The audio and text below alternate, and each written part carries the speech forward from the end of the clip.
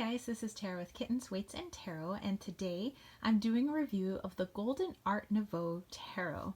So I actually got this deck in my Witch's Moon subscription box. I didn't even know this deck existed, and now I'm so glad that I know that it exists and I have it. So first, let me show you the beautiful gilded box. This is by Julia F. Masalia. And it is so beautiful. I love Art Nouveau anyway, and I love Julia Masalia's work. I was like, oh my gosh, I can't believe this came in the Witch's Moon box. Not that, I mean, like you don't expect like so many large, awesome items would be in the box.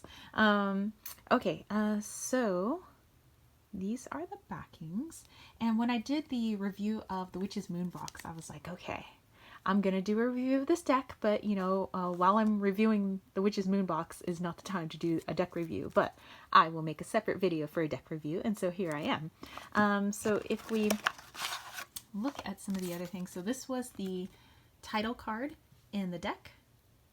You can see it's also got some foil on it, which is beautiful.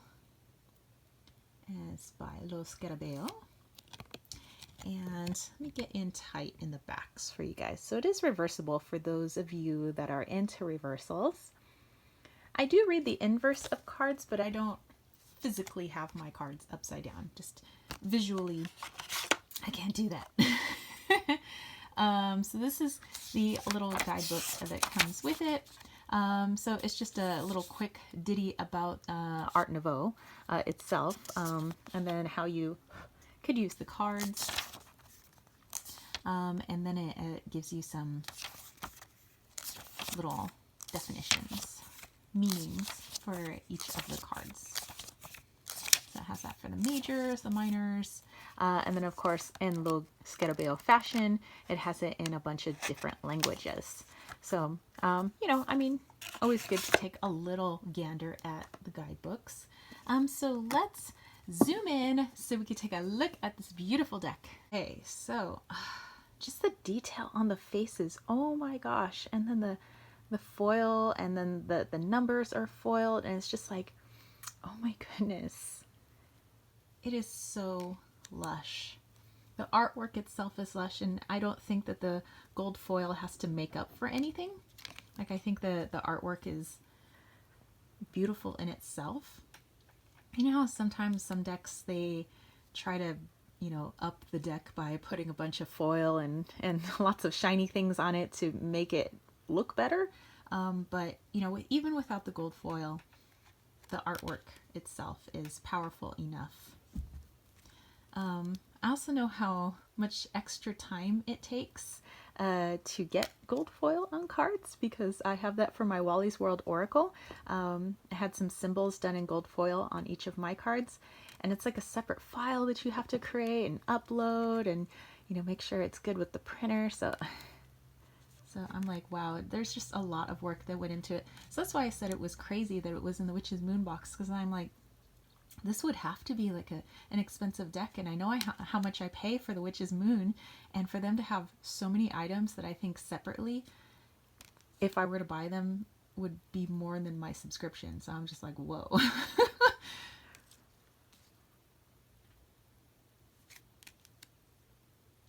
I can't wait to do a sample reading with this when I'm done showing you guys the cards. And feel free to pause the video at any time if there's a particular card that you want to gaze at a little longer. As soon as I received this in the Witch's Moon box, I immediately started using it.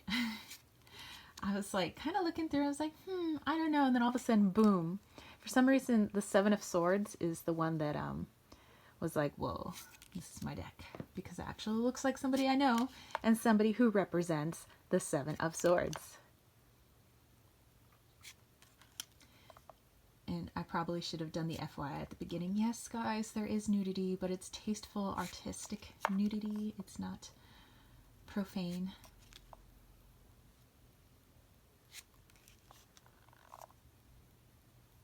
And they are rather slippery. That's why they're slipping off to the side over there. And I'm kind of trying to hold them in place with my thumb.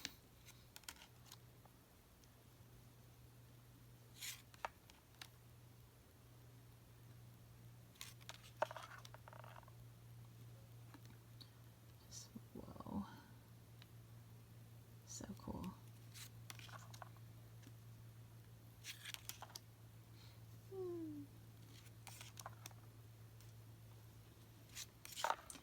I don't know. I just love the facial expressions. They're so detailed, and I'm just like, even though it's Rider-Waite-Smith imagery, I'm just like, oh, so that's what Rider-Waite-Smith would be if you just gave it a lot more detail. And I'm more into the lot more detail. Whoops. Get back here to the moon card. Let's look at that luscious moon. Oh.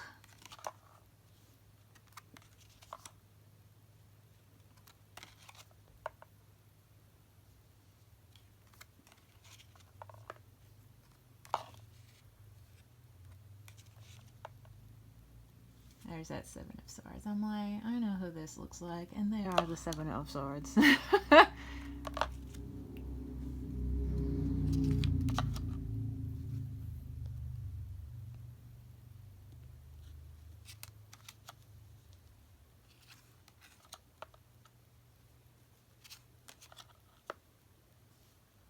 start putting some off to this side.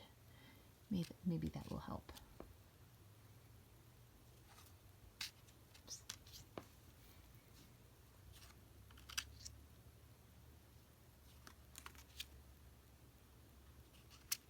I can't wait till I read with this even more, because so far the readings I have done with it, they're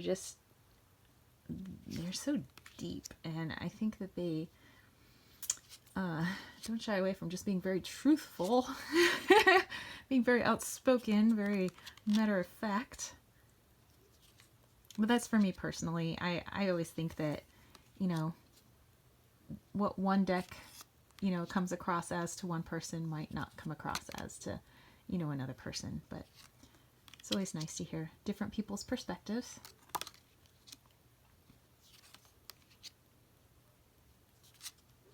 Probably has a lot to do with our inner psychology. I don't know.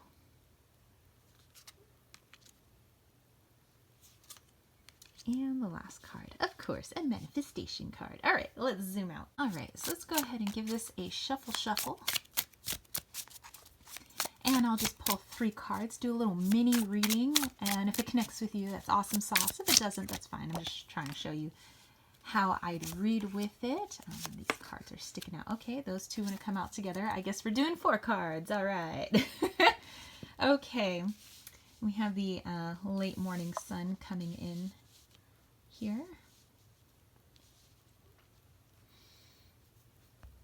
All right. So we have the Queen of Wands. We have the Six of Cups. We have the Sun. And we have the Ace of Pentacles.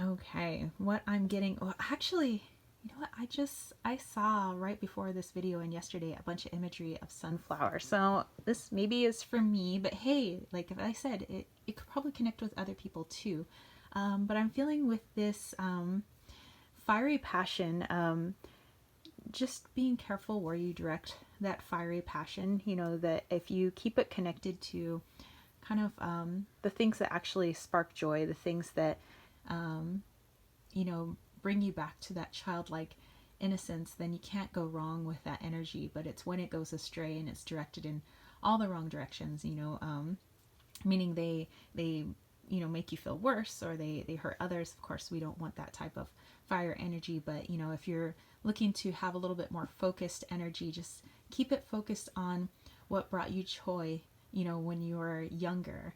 And from there, that is setting you on the right path for opportunities to come, if you've been waiting for a particular opportunity. So I love that reading because that makes sense to me, and hopefully maybe out there it'll make sense to somebody else. But anyway, this was the Golden Art Nouveau Tarot by Julia F. Massalia. And again, I got this in the Witch's Moon box, and I am in love with it. I'm so happy. Otherwise, I didn't even know this deck existed, and maybe you didn't even know it existed either. So here you go. Here's a review. So anyway, if you have any comments or questions, maybe you did know this deck existed and you already have it, then just let me know in the comment section down below. And if you dug this video, don't forget to give it a thumbs up. Don't forget to click subscribe, and don't forget to click that ding ding ding notification bell for more videos just like this. And if you want to catch a reading from me, head over to www.kittenswaitsandtarot.com. I have many other things. I have sprays that I make, salves that I make, bracelets that I make, along with a zillion different types of readings. And maybe you want me to use the Golden Art Nouveau Tarot, just let me know upon booking. And if you want to send a little hot chocolate mini my way, think about joining that KWT tribe over at patreon.com/kittenswaitsandtarot. And that's it for me, spiritual homies. I will catch you later. Peace, love, and chicken grease. Peace out.